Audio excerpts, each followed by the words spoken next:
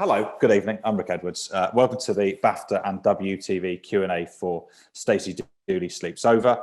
Today's session is part of BAFTA's Learning and New Talent programme, which aims to inspire industry practitioners and the public through sharing craft insights, championing underrepresented voices, and exploring key issues facing our industry.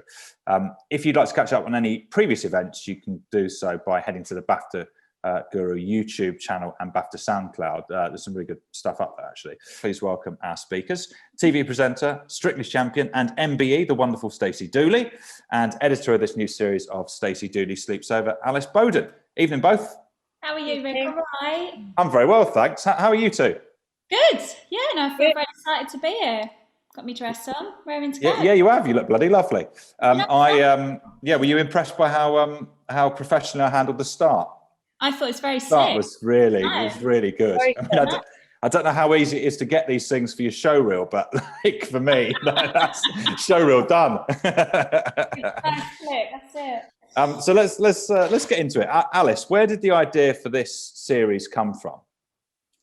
So the idea came from, it was Firecracker Films, who I work for, who made this, wanted to come up with an idea about families and extraordinary households, and W Channel wanted to work with Stacey, so it was a kind of combination of those two ideas came together. And then the idea, rather than putting Stacey sort of going there and staying the weekend, staying the night, and then going back and staying in a hotel, they came up with the idea that she'd sleep over, so you get all of the kind of intimacy of being a house guest and all the kind of awkwardness and the uncomfortableness of having to stay in a spare room. So it was, yeah.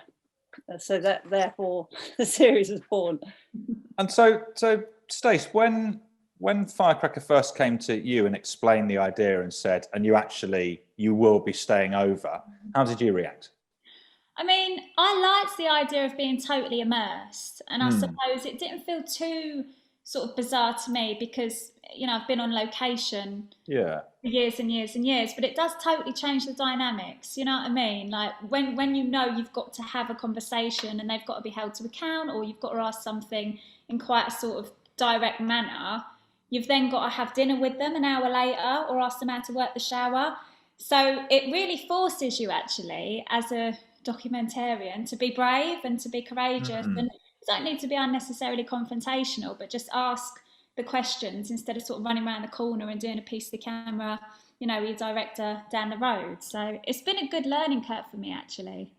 It's funny, and I've only watched the first episode of this series, but it's funny when you first get shown where you're going to sleep. You're like, oh right, this tiny box room, is it? You know what? There's no bed in here. What was funny about the Tradwife episodes was, you know, over the course of the weekend, they were renewing their wedding vows. So we all know what goes on when you've, you know, wedding vows. They wanted to have a great time and celebrate. And I was directly next door, and the wall was paper thin. I thought, I'm going to have to get some earplugs because I know exactly how this is going to go down. But they were actually, they were very quiet. So I can only thank them for that. Very chaste. Yeah, I mean, I think your assessment of quiet sex sort of not really being worth it is about right. Yeah. It's a bit of a hassle, isn't it? I thought, I can't be able to do this tomorrow. The first series was one of the most watched shows of the year on W when it first aired, which was 2019. Why do you think it was so well received? I wonder if it's because it feels quite relatable and very ordinary. I think often I'm in quite hostile environments and places that people haven't ever really been before, or they aren't too familiar with the landscape. Whereas, you know, we've all been to Nottingham, we've all been to Glasgow, we've all been to Essex. So instantly it feels a bit more like, oh, this could be me, or this could be my neighbours. Yeah, I mean, basically we've all been to weirdos' houses. I've been to some really bizarre households, but they're the most interesting places to stay. And then you realise how boring and unrock and roll you are. So yeah, I come home and live my very mundane life. What's the can I say something as well? I think also, well, what I thought when we were making it is that you do get to see a side of Stacey that you might not see in other programs, because she's very, very funny and self-deprecating in our series, and there's a sort of intimacy and a warmth about seeing her getting into bed, which, you know, I mean, that sounds wrong. But I know what you mean, though. You know what I mean? You know, brushing her teeth, and I didn't know she was as funny as she is until we started making the series. If I'm totally honest, I thought she was more, you know, perhaps more earnest, and that's been something that I've definitely found out from making the series. She's an very, idiot. very likable and charming and funny and warm. And an idiot. Yes. Yeah, but that's why we love you, Stace. So I think a lot of the people watching this even would have seen that that first episode. So the one where you're with Lillian and Felipe. So Lillian's a trad wife, and I found Felipe quite tricky. How did you keep your cool with it? Because it's a fine line, and I think you sort of navigated it brilliantly. Like, I kind of knew what you thought of him without you necessarily explicitly saying it. Yeah, I think what I try and do, Rick, when I'm going into these family homes, ultimately, I don't take it as a given. I don't take it for granted that they're going to allow us in. Actually, that's very sort of accommodating and very welcoming of them. So I go in with a very open mind, and I don't think you have to be shouting and kicking off and rude. I think as long as you're willing to have sort of rational, reasonable conversation, people don't really mind being pushed. And I mean, Felipe, you know, he believes that his wife should obey him, and there's a real desire from her as well to serve him. You know, it didn't feel one-sided at all. And I mean, you know, we fundamentally disagree on most things, but he's not a bad man, you know, and I think it's really, really healthy. And I think that's why I'm so proud of this series. I think particularly now, arguably, we're so polarised and we're so tribal, and we only go about with people that vote the same as us, think the same as us. Are you left? Are you right? Are you Brexiteer? Are you Remain? You know, are you in my camp, or are you the enemy? And I think it's really important to listen to opposing views, because actually it makes you think, oh God, what? I think this.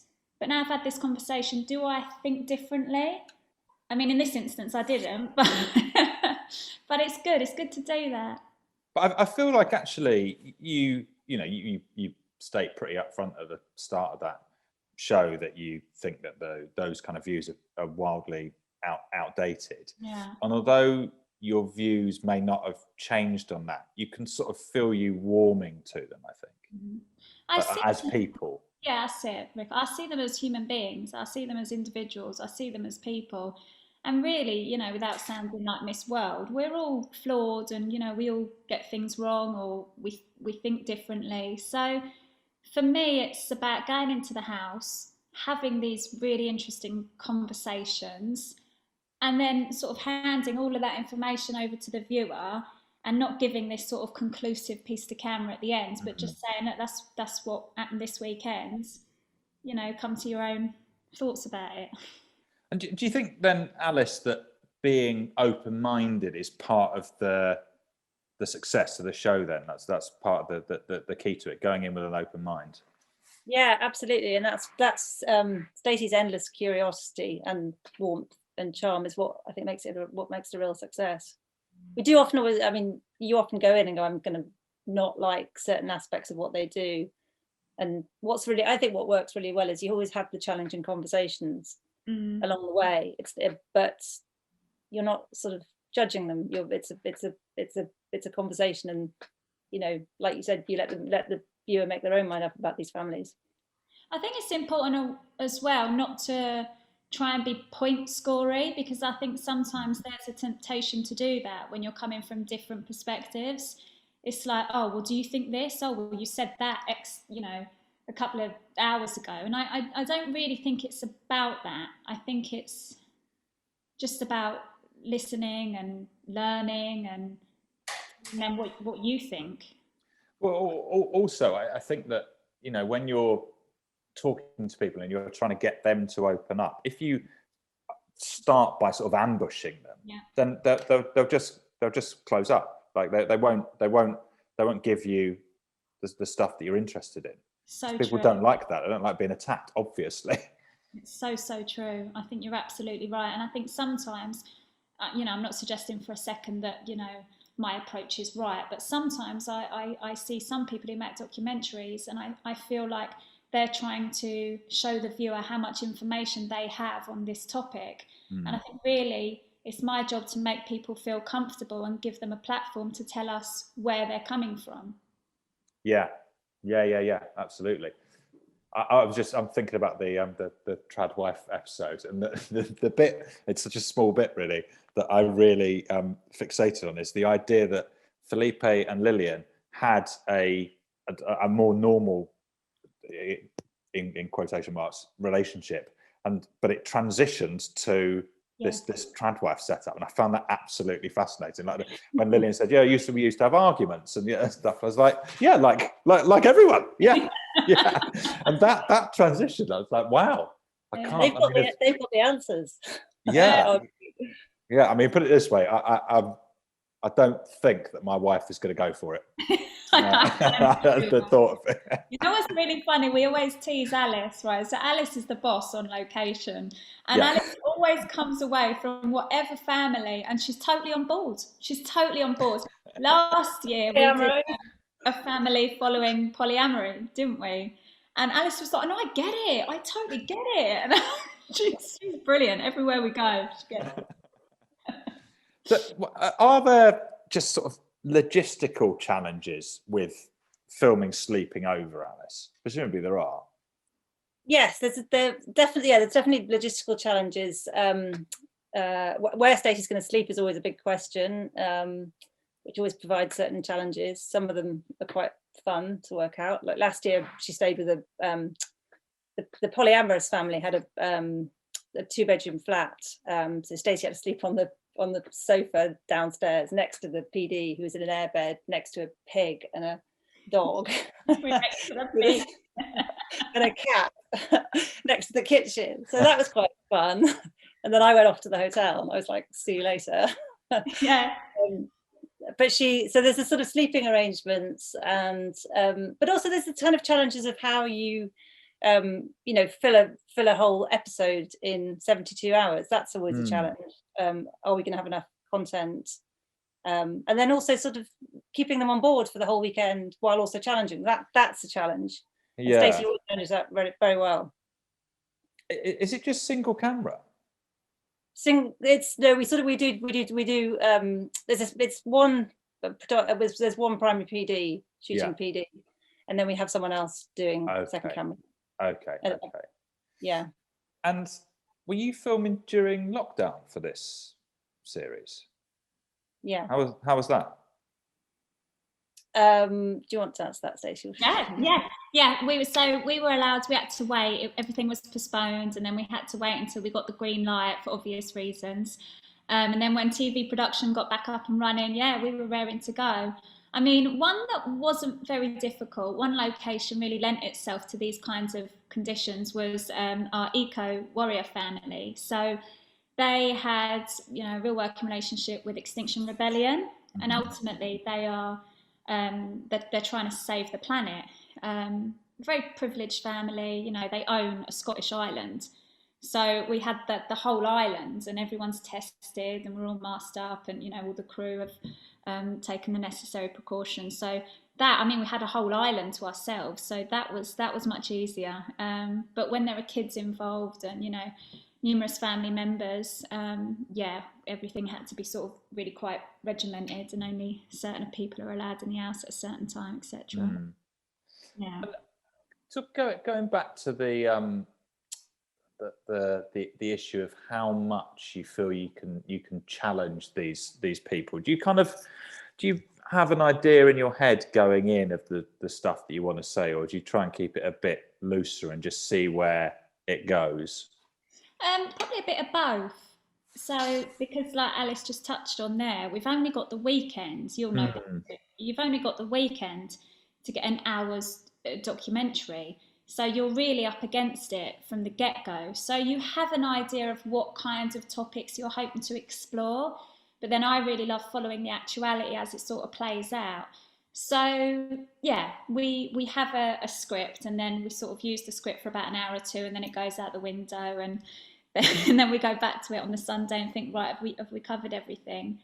Something like, I mean, we did an episode looking at a lad who had two lions and a puma, and obvious concerns there in terms of animal welfare, and kind of glamorizing owning these wild cats when you live off the M1.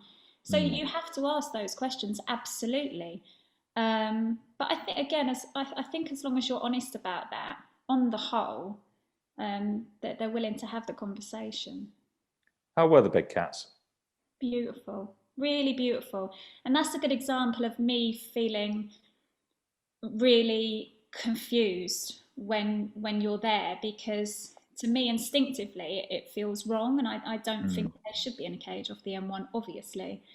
But he has his reasons, and again, you have to listen and think about whether or not this is a conversation worth exploring. And I think, Tiger King was so successful, and Joe Exotic he behaved despicably, but people found him really charismatic. So what is it about these individuals who are drawn to owning wild cats?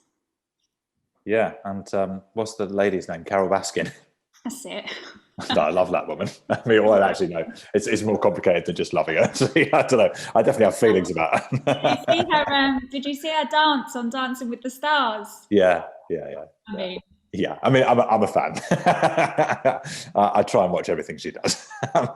Alice, but when it gets a bit awkward, is that quite good for you from the program maker point of view? Yeah, absolutely. I mean, yeah, absolutely. We sort of love a bit of awkward tension. Yeah. And do you try and sort of push that, or are you happy that it's just going to emerge? Well, I think you always go in there thinking about the difficult questions you want to ask people. And when we're sort of having conversations with them beforehand about taking part, we do sort of say to them, Stacey's going to ask you these challenging questions. We'll come in and ask you these challenging questions.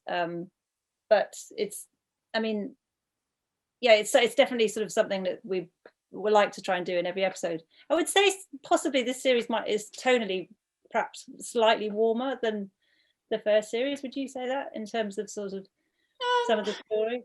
I mean, some of the topics we didn't need to challenge. I mean, some of them were really interesting families that we don't hear from a lot of the time. I felt really lucky. We film in episode 5 with an Orthodox Jewish family. That access felt so privileged, because we know anti-Semitism has been a huge, consistent problem. And I don't think we really get to hear from rabbis, for example, what is like day to day. And the fact that family allowed us in, and he said to me, you can ask me anything you like, that's why we've opened the door. So that was just learning about, what it means to be part of the Jewish community. And I learned loads. I learned so much. And actually we couldn't film for a lot of the weekends. I was going to say, because it's Sabbath, right? Yeah. So you're not even allowed to rip the toilet roll.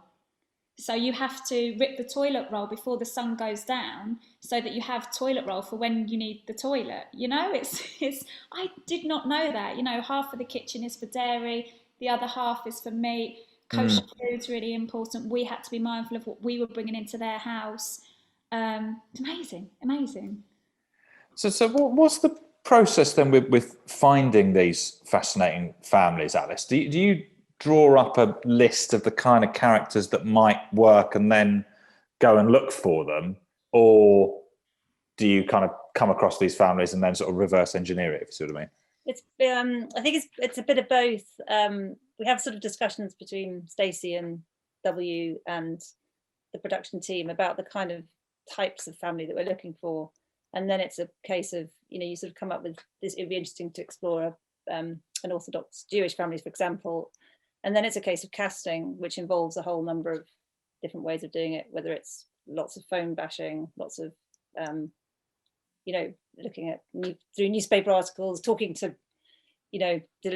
different religious organizations, all the kind of typical casting, the ways that you would cast for me, it involved a bit of going to sort of Stamford Hill and going to Jewish bakeries, for example, you know, talking to people that way. So there's lots of different ways of finding people. Somebody like Reese, who was the person with the lion, he'd been in the news. So he kind of caught our eye that way. So. And do you have a kind of wish list of the kind of people that you want to spend time with, Stace? I was really keen to spend time with a Jewish family, just because I don't feel like we hear from families like that enough, and I think it's really important to, when anti-Semitism is this persistent problem. So Mordecai was the rabbi and his wife, and they had loads of children, and they were all just a dream. They were just wicked, and I really want people to just understand that, of course, these are just ordinary families with ordinary problems like everybody else.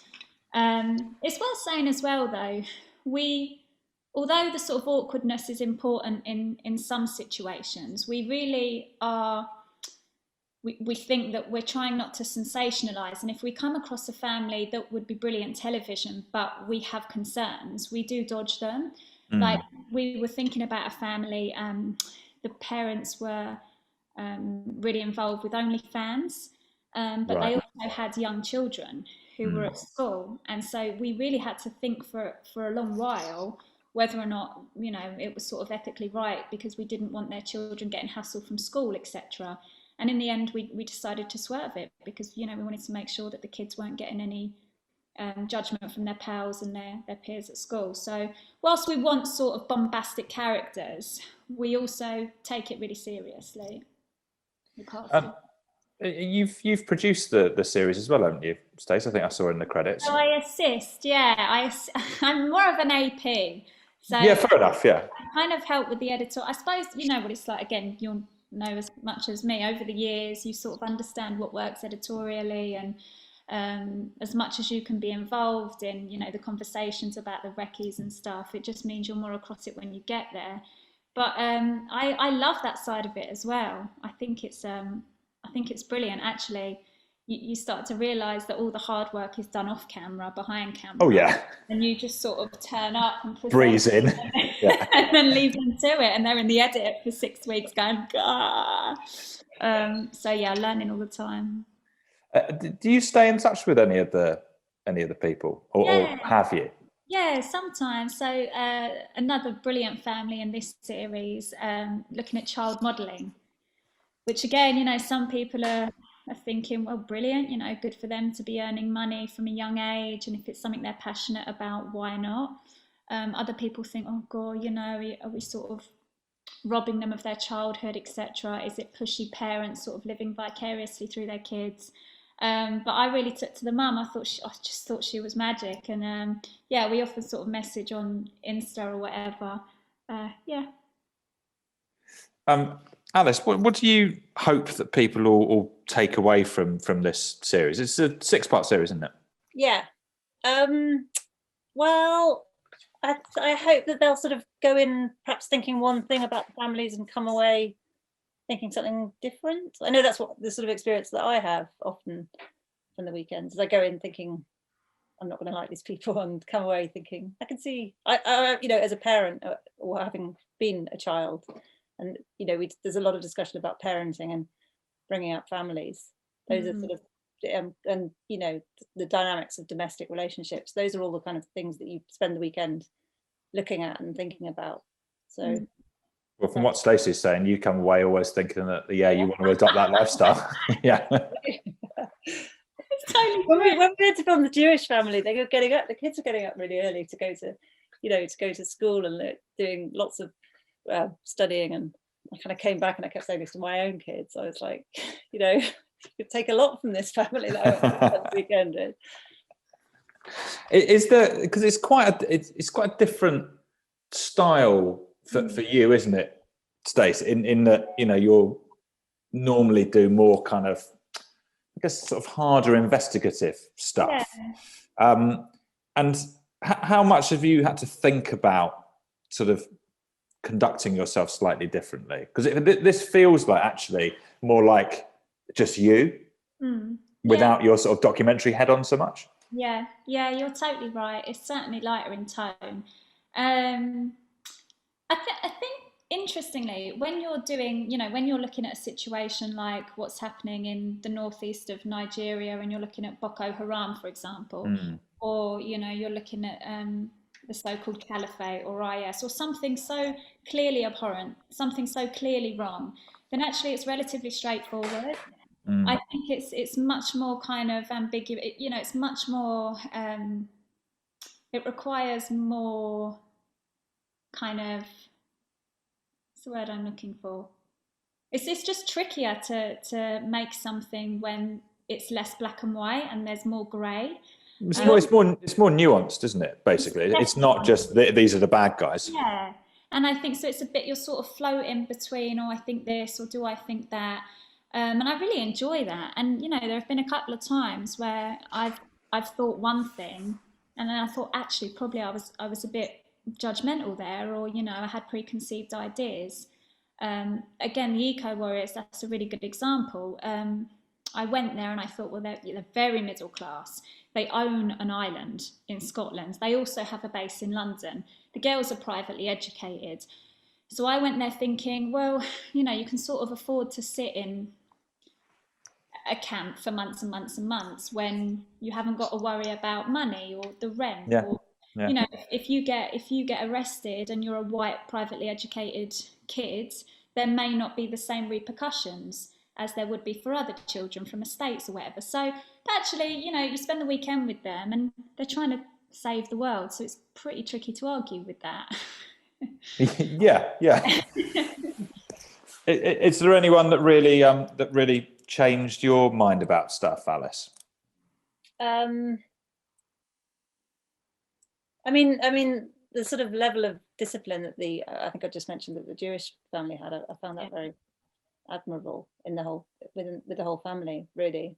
Did your kids take that on board or not really? No. I mean, no. Of course not. Yeah. Actually, the Eco Warriors, the fact that they were all really putting themselves out there, I did actually find that you could question what they're doing, but I think I had a lot of admiration for what they were doing. Alice has got a little lad. He's so beautiful, and his favourite pastime is he does impressions of me. So actually, don't worry, he isn't wasting his time. It's really, really funny. He says, "Hello, I'm Stacey," and he says, "I can have a cup of tea." They're brilliant. Find them. I'll send it to you. Is there anything from this series that you'll take away, Stacey, in terms of informing your filmmaking process in the future? Something that I think we do well. We're so far from perfect, obviously, and I'm always evolving, whatever. But something I'm proud of is whenever I have a thought that is that I feel the contributors might take offence to, I just calmly have the conversation and say it to them. I always say to Alice, I don't want to do a piece to camera that I haven't said to them. Or if we do a piece to camera and it feels like we're being accusatory, or it feels like we're condemning something, we then have to have that conversation with them. And I really love that about this series. And I think that's something I definitely want to continue doing. Yeah, it's kind of nice. You do occasional pieces to camera, but it's all quite feels like you're just in the moment, and it's quite sort of actuality. Is that something you build in the edit, Alice, or is that just what's happening? That's what's happening. Yeah. Yeah. I don't really like pieces to camera for the sake of it. And again, I feel like I'm saying this to you, Rick, and you obviously know all this because you're a brilliant presenter. But I don't like the pieces to camera where you go, I'm about to say this, or I'm about to ask them that, and then you see that conversation, and then afterwards you say, I've just heard that. It's like not everything needs to be bookended. People aren't daft. People aren't stupid. Like it's a waste of time. It's just lazy. Yeah. So I feel like we try and do pieces to camera when I'm really moved, or I've learned something, or I'm reacting to something that's just been said. Okay, let's see if we've got some Let's see if we got some questions from the audience. Yes, we have. So Hannah Doyle says, "Hi Stacey, where has been the best place you've stayed?" I don't know if that's just for this series or just generally. Right. Generally, I really love Japan. Japan is incredible, and I feel really fortunate that I got to go there through work, through Sleeps Over. What's the best place I've ever stayed? I mean, the Scottish Island was pretty special just because it felt so different to anything we'd ever done, Alice. Yeah, I would, but then again, I loved the Orthodox Jewish family. I loved Mordecai and his gang. So, yeah, I'll say those. Scottish Island and Japan. That's good. Ali. It's all about variation. Yeah. Ali Laurie says, "Alice and Stacey, is there anything you've learned during the series that you've since adopted in your own lives?" Alice, what do you reckon? Well, what I sort of said before, I always take a lot from the way that people parent, and the kind of those relationships to the people around you. I find it all quite fascinating. I don't know how much I've adopted any of it into my own life, but it's definitely given me things to think about. Yeah, this sounds really cheesy, but you sort of take something from every family you stay with, innit? Mm-hmm. Like, yeah. Even when there are moments where I think, oh, I'm not sure we're on the same page there, they'll then do something 6 or 7 hours later that you think, oh, that's a really beautiful trait, or oh, aren't you lovely with your husband, or oh, you're so mindful, like you're really selfless. And then I think, oh, I really should, try and be less selfish. So you do take certain things from certain families. Yeah. Often it's food for thought. Like in the previous series, we had a family who were massive on social media, and were earning a load of money and were sort of Insta famous. But what made them interesting was that their kids were growing up online. And I mean, since they were babies. And so, you could argue, well, actually, they've never really given consent, even though you're saying that they love it and they enjoy the filming and and it's paid for them to go to fancy schools. Actually, they're children, they're minors. And then that makes you think, oh, if I were to have kids, how do I fit? Would I put them on Insta, or would I try and wait until they were a bit older? But then you're so proud, I suppose, when you have a kid, you're desperate to show it off. So, yeah, like I said earlier, it's always sort of back and forth. Have you started to monetize your son's impressions of Stacey yet, Alice? Not yet, but That's got to be down the line. We could get him on Cameo. We filmed last year actually was a family with no rules actually, and it was quite interesting because at the time they didn't do any schooling, they were all homeschooled and they had no bedtime, and it was quite radical then when we filmed them. And then, but I was kind of, although I didn't sort of follow a lot of what they believed in, I was very impressed by the fact that they spent all this time with their children, and they were so patient, which is something obviously since COVID that we've all had to had to deal with. But Stacey found that quite challenging. That was probably the most awkward. That was probably the most awkward episode we've ever done throughout the 12 episodes, because as Alice said there, the family, it was child-led parenting. So whatever the child said, more or less sort of went. So it meant no set bedtime, they didn't have to have meals, they could eat chocolate for breakfast, and they didn't have to learn to read or write in a traditional sense. And they weren't into modern medicine. Actually, it would be so interesting to hear from them now, Alice, because obviously, what's gone on. Like, well, are you going to vaccinate yourselves? Because she was saying to me in her kitchen at the time, she wanted to go and travel different continents, but she wouldn't give the malaria tablets. And you can imagine me, I'm just sort of cringing at that statement, because I think I've seen children dying of malaria. So I think you've got this sort of romanticized idea of traveling the world, but you don't know how fortunate we are to have medicine at our disposal. So that was interesting. Right. Helen Moore says, what advice would you give to someone looking to get into documentary filmmaking?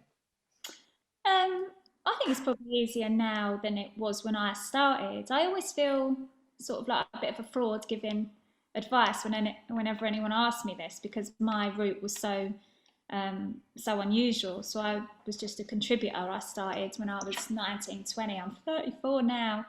But I took part in a series and it was only ever meant to be a one-off. And then the guy who was in charge at the BBC gave me my own gig, and then it just sort of evolved that way.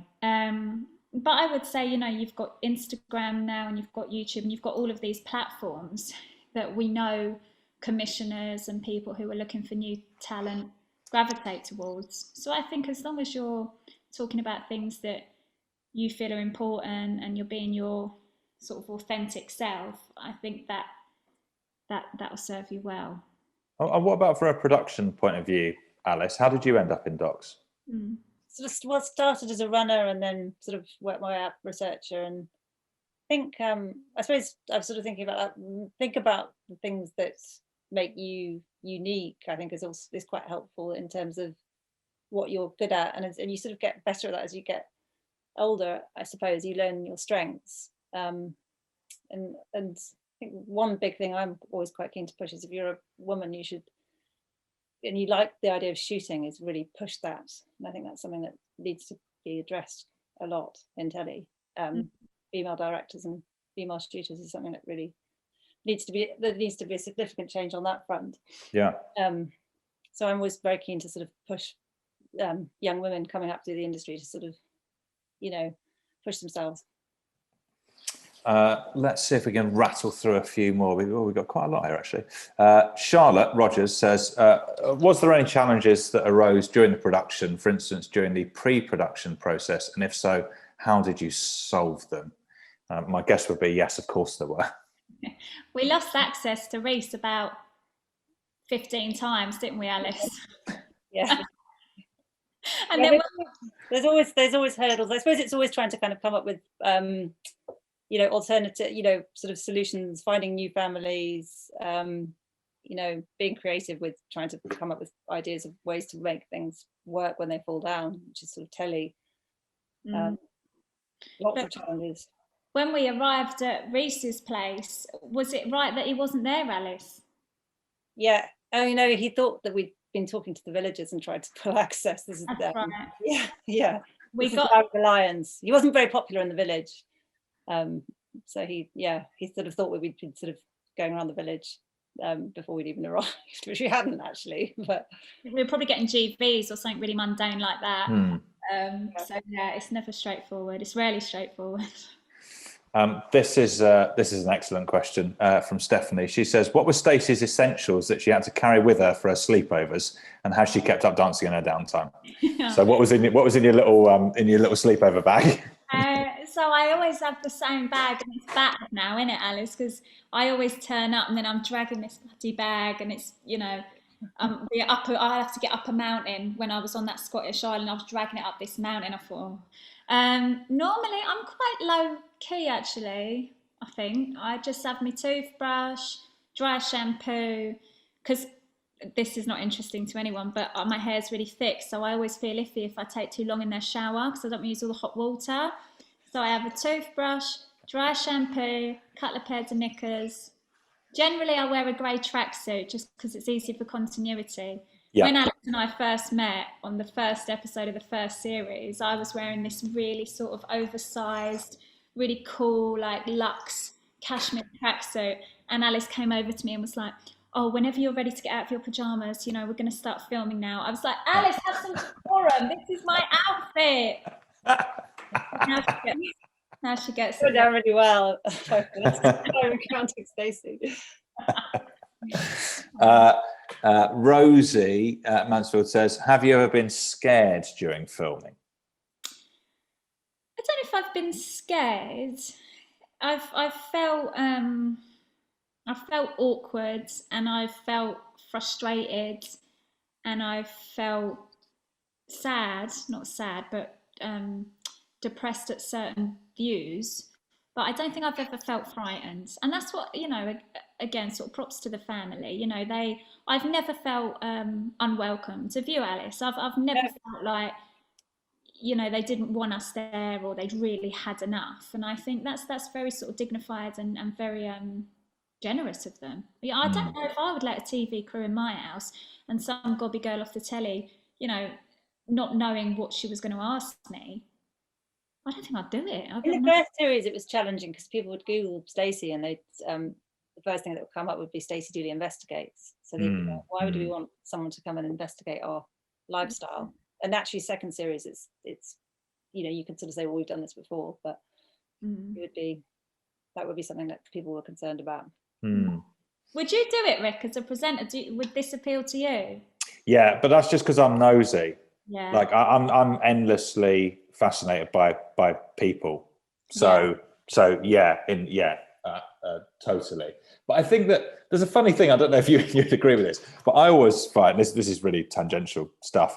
But I'm surprised by how many presenters you meet who actually don't particularly like people, and I'm always like, that doesn't make any sense. Like, it's the whole thing is you just have to chat to people. And you sort of have to like them and find them interesting. Otherwise, why have you done this to yourself? But it's not true with a lot of people. And you can sort of absolutely tell with you that you do. But I find it excited by people, excited by people. And I quite like being challenged as well by people. So I don't know about the staying over in someone's on the floor. There's a lot of me. I don't know. It's hard.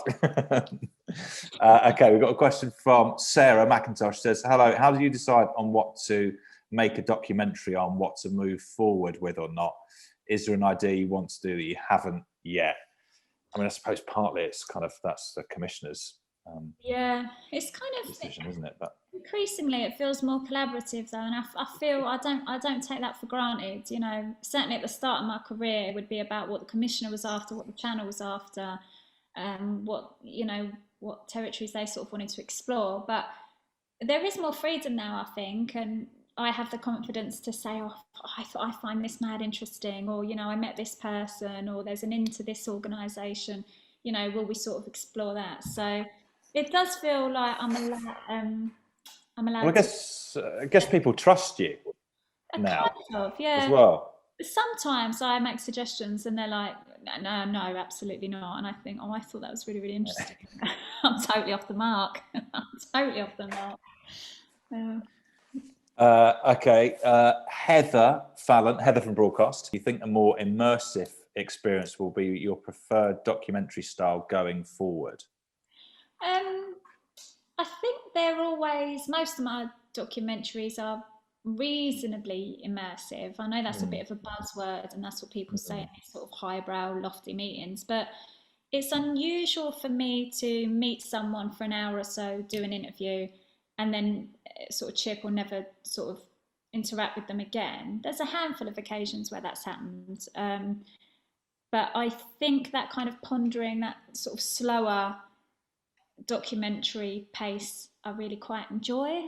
The mental health, I just did a film recently looking at mental health in a hospital in South London, and we were there for months and months and months, and you build up such a rapport with, you know, the workers and the professionals and the family members, and by the end of it you're so fond of, you know, you're so fond of these people and you're full of admiration. Sometimes it's tricky to sort of say, oh, that's us now, we're off, and, you know, see ya, take care.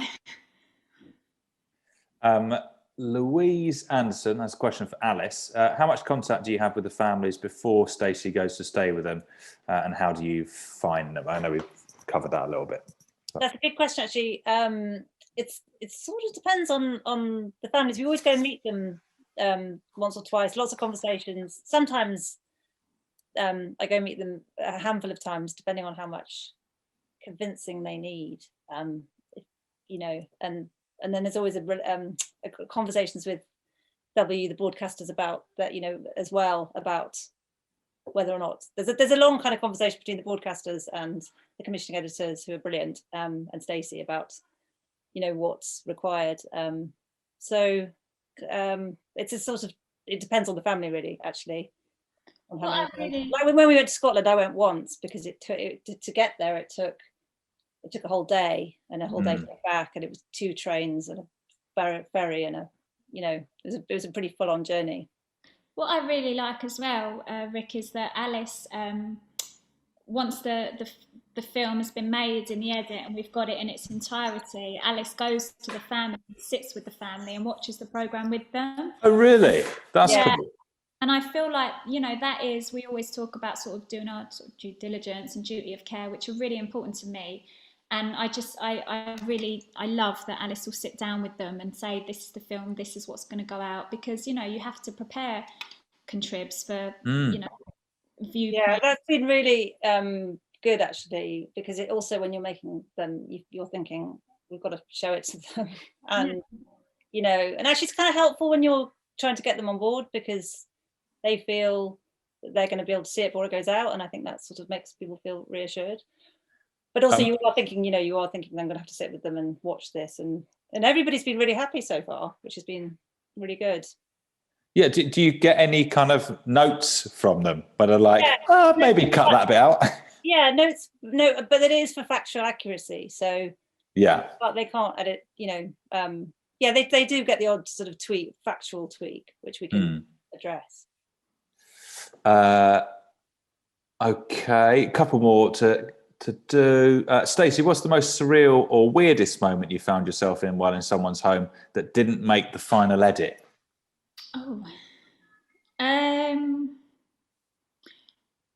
There's often moments where you think, God, this is going to be integral, or, this is going to be a massive part of the documentary, and then you go in to do the voiceover and it hasn't even made the cut.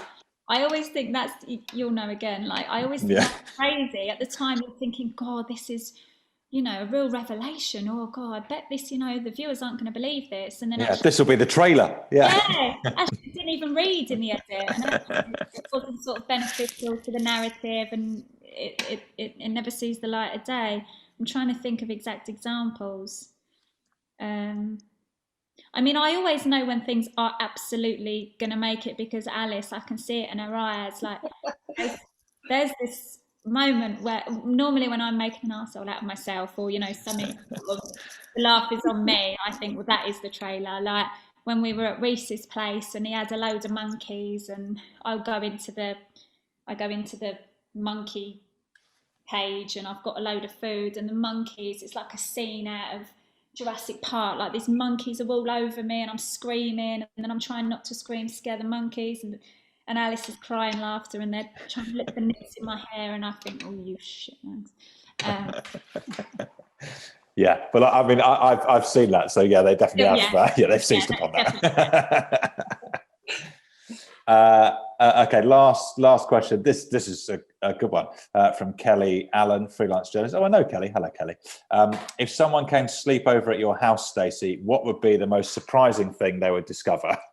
How incredibly dull I am. That's what I take from these families. We have really brilliant conversations and they stand for something and it's a huge part of their life. And then I go back to my house, the telly's on, I have a cup of tea, Kev's asleep on the sofa, the washing ain't been done. It's all very, very, very mundane. Script. Yeah, there's nothing to write home about, I'm afraid. Alice, yours? Oh, mine's not quite like that. Intriguing. Oh yeah, I know. No, mine's just a bit more chaotic. I've got 3 kids and it's quite a lively household. Any just before I let you go, any plans for a series 3, or are we kind of waiting and see how this one does? Yeah, we hope so. Yeah, I'd love to. I love the series and it's so well received. You never know what people are going to take to, but whenever someone stops you on the street, whatever, they say, oh God, wasn't that family interesting? Oh God, wasn't it mental when she said this? Or God, what was he like sort of in real life? And again, like I said earlier, I do think it's really necessary to be hanging out with people that you don't agree with, because I just feel like we're all so angry and we're all so opposed to those who don't think exactly like us. So that's what I think this is useful for. Yeah. I was going to say, just having worked with W, they are incredibly good to work for as well, in terms of just sort of giving us kind of a lot of sort of autonomy in some ways to and help shaping the series. Yeah, well, they give us a lot of freedom. I mean, you know what it's like. Sometimes you go in and there's a very definite idea of what the controller wants, but we just go there and see what they're up to and follow it.